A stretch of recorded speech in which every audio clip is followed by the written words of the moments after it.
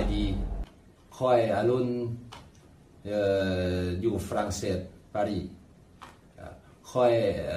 ก็ได้เป็นโรคโควิด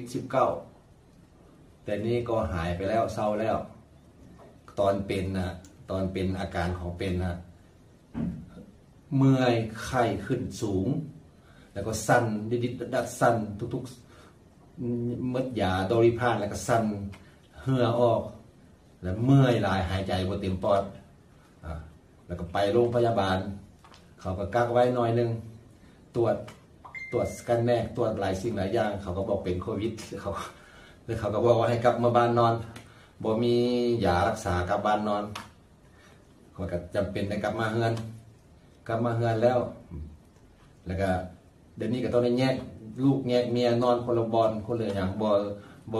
ได้ใกล้กันแบบที่ว่าโรงพยาบาลเขาแนะนำมาแหละจะปฏิบัติตามตัวนั้นล้างมือหลายๆใส่มัสใส่อย่างเรียบร้อยหมดนะครับค่อยมาเฮือนค่อยก็เมื่อยหลายกับบ่มีอาการที่ดีขึ้นเลยเมื่อยกินข้าวบ่ได้2-3 มื้อน้ำหนักลงเป็น10 กิโลน้ำหนักลงหลาย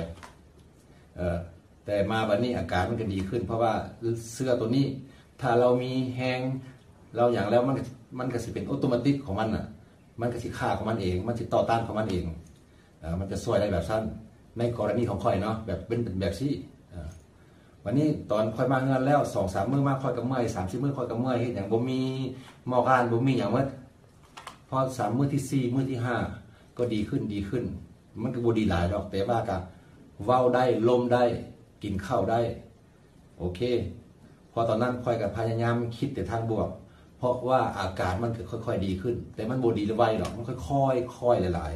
ๆแต่ณตอนนั้นค่อยก็คิดแต่ทางบวกแบบใดไหว้พระภาวนาสมาธิ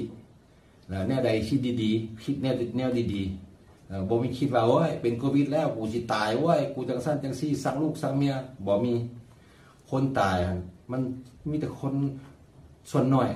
บ่แม่นส่วนหลายเฮาแก้ได้เนาะมาบัดนี้ And his name is John C ค่อยก็ไหว้พระภาวนาเล็กๆน้อยๆเฮ็ดให้สมองเฮาคิดทางบวกนะต่อมาก็พยายามกินข้าวบ่แซ่บกินกลืนฝืนเอามีแต่ฝืนกินบ่อยากหยังก็กินแนวของมีประโยชน์วิตามินกินน้ำร้อนน้ำขิงน้ำต้มน้ำร้อนกินแล้วใส่ขิงใส่น้ำเมี่ยนน้ำอย่างน้ำเพิ่งน้ำอย่างกินเข้าไปแต่มันก็จะมีอาการเปลี่ยนแปลงเลยมันจะดีขึ้นมันจะดีค่อยๆดีขึ้นเพราะทุกครั้งที่มันดีขึ้นเราต้อง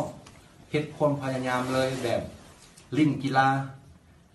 เขาลิ้นกีฬาบ่ได้หลายดอกก็ยืนสั้นแข้งสั้นขาเฮ็ดแบบว่าบ่นอนคดอยู่ว่าโอ้ยเราจะตายแล้วจะตายแล้วบ่นอนคดอยู่เราลิ้นกีฬาในเฮือนบ่สั้นแข้งสั้นขาจับนั่นจับนี่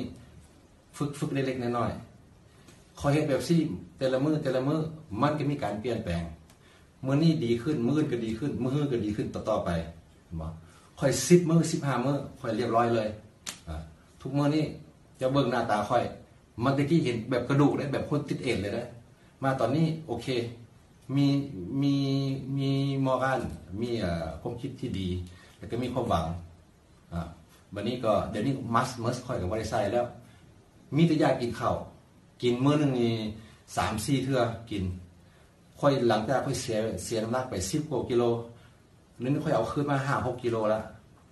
อีกคิดว่าอีก2 อาทิตย์ก็คงจะดีขึ้นนะแบบสั้นแหละอันนี้ค่อยก็มาเว้าไว้ให้ไอ้น้องพี่น้องลาวเฮาฟังอย่าสูญเสียกำลังใจสู้มันเท่านั้นมันนอนคดอยู่มุมใดมันบ่มีหยังให้มันดีขึ้นเนาะจังใดคนเฮามันก็สิต้องตายอยู่แล้วแต่ก่อนตายเฮาต้องสู้ก่อนตายเนาะโอเคจบ